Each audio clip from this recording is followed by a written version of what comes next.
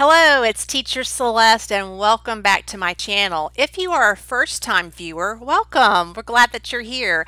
I hope that you will take the time to click the subscription link there and the notification bell so you can be notified of other videos that I upload. I try to upload at least one a week to help online teachers be more successful and maybe think of some things they can use in their classroom that doesn't cost them very much.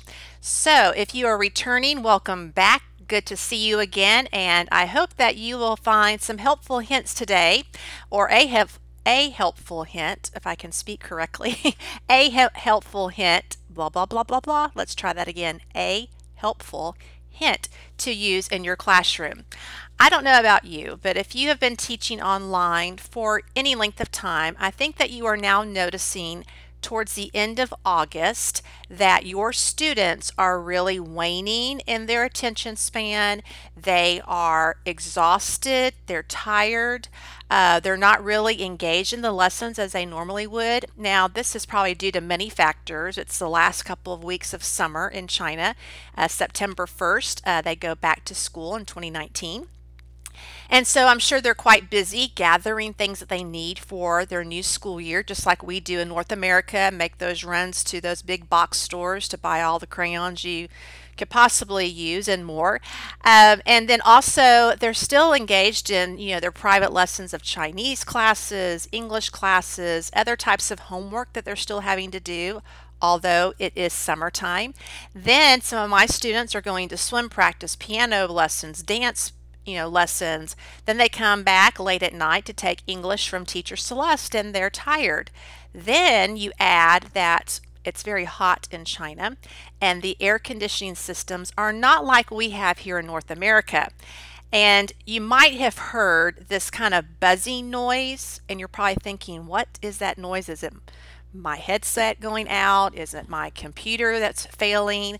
Is it theirs? It isn't. They have a desktop fan right there trying to keep them cool because they are so hot. In fact, many of my students will say, Teacher Celeste, it's so hot. It is so hot in China. Is it hot in America? Yes. Do you have air conditioners? Yes. Can I see? So I show them the vent and they're like, you're not hot right now? No, it's a different air conditioning system than you have. So I'm trying to think of ways to engage my students. One of my students, David, I have him twice a week. He's a lot of fun, a lot of energy, all boy. It's awesome. I love classes on Tuesday and Saturdays with him.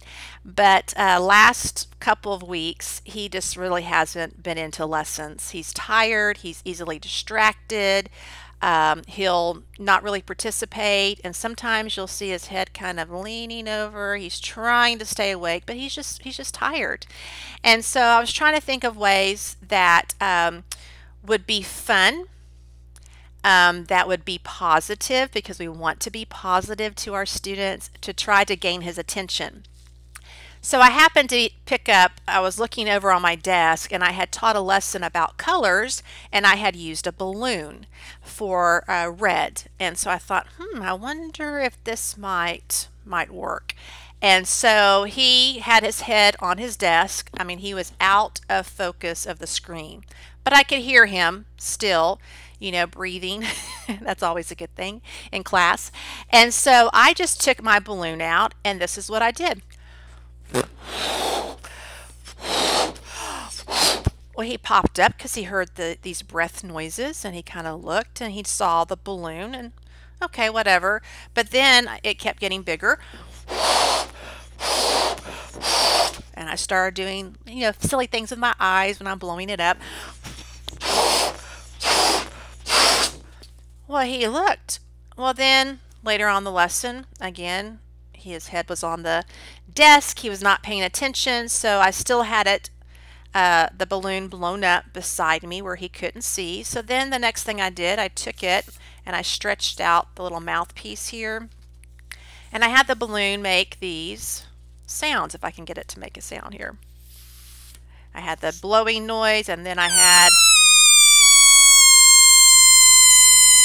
Well, to a little boy, he thought that was hilarious. And so he was looking at that, and so I put him on my side again. And again later on, a few minutes later, he still was kind of not really paying attention. He was distracted by what his sister was doing. And several lessons before that, we had learned to count to 10. So I thought, well, why don't we try something a little different? So I said, David, help me count 10 backwards. Let's count 10. And he's like, Of course, he didn't know what it meant. Backwards is not a concept that we have talked about. So I modeled it for him.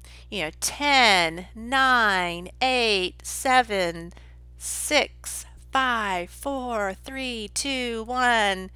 And then he's like, oh, and so then he did it. So when he was counting backwards, we were counting together. I kind of played along and went 10. We did it together. 9, 8, 7, 6, 5, 4, 3, 2, 1. And I let my balloon go off and it hit me in the head, back on the wall. He thought that was so funny, and we were able to finish the lesson. So the next lesson came along. He was excited. He couldn't wait to see me. Did I have another balloon? And he was more engaged in the lesson. He kind of waned a little bit halfway through. I pulled out another balloon, and that helped us get through the remainder of the time.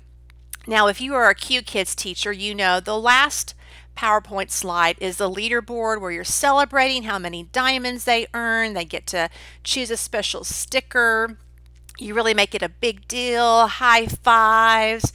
Well, then he started giggling, and all of a sudden his iPad began to turn, and I got to see what was by his door on a table. And there was some of his Lego figures that he had shown me, some of his dinosaurs, which is his favorite thing. And then a yellow balloon was there. And so I know that his parents had probably instructed him that he could not pick up the balloon during class, because he looked around and and went over and got the balloon. I went, oh, David, you have a yellow balloon. That's awesome. Great. And he thought that was great. Well, I had a package of balloons very close to where I sit for class, and I pulled out a yellow balloon and I blew it up, and he thought that was just the greatest thing. So I have used that in other classes, when they're kind of not paying attention and really struggling to stay engaged. We'll just kind of break the ice a little bit, have a little fun. I'll pull out a puppet or a balloon or my train whistle to get their attention, and we can re-engage in the lesson. So these are just simple things that you probably have around your house. If you have young children and you have birthday parties, you probably have an unused package of balloons somewhere that you could use. Just think of something out of the box that's silly, that's funny. You can laugh. You just take a breather. We all need breathers. When I'm learning a new language, sometimes it's very stressful to remember, subject-verb agreement. And that's what our students are having the same issues with. So have a little fun with them. Take just a couple minutes, couple seconds, doesn't have to be very long, and do something silly with them to re-engage them back in the lesson where they think that learning English is fun and exciting. And so maybe there's something that you have tried in class that is wonderful. If you have, please comment below, because I would love to learn from you. I know there are more fun ideas that I could be using in my classroom. So I hope that this has been helpful to you as you have been thinking about how can I engage these students. They only have a couple more weeks to school. They're tired, they're hot, what have you. Think of just silly things you can do with them. I hope it's been helpful to you. And if you are not currently teaching online, why not? It's a lot of fun. I think you'll love it. QKids, which is my main company, is just absolutely wonderful. All of their staff that I've ever had any encounter with have been amazing. They have been supportive of their teachers. They are very complimentary. They're encouraging you. They want you to succeed, because if you're successful, then their students are successful and they have more clients. So they are very much pro teacher and very understanding. So I would love for you to join our amazing team at QKids. And if you are interested, but you're not quite sure if this is really for you, I've included my email link down below. Please email me and I will be glad to answer any questions you may have, any hesitations that you may be concerned about. And if you would like to apply, I would be honored to be able to mentor you through that process. I have been teaching with them for over a year, and I can go on and on about how wonderful of a company this is. Also, I've included my referral link, and I would love for you to be able to use that when you are applying. If I can even talk right now. Bloop, bloop, bloop, bloop, bloop. Let's rewind. I would love for you to use my referral link as you are applying to this amazing company.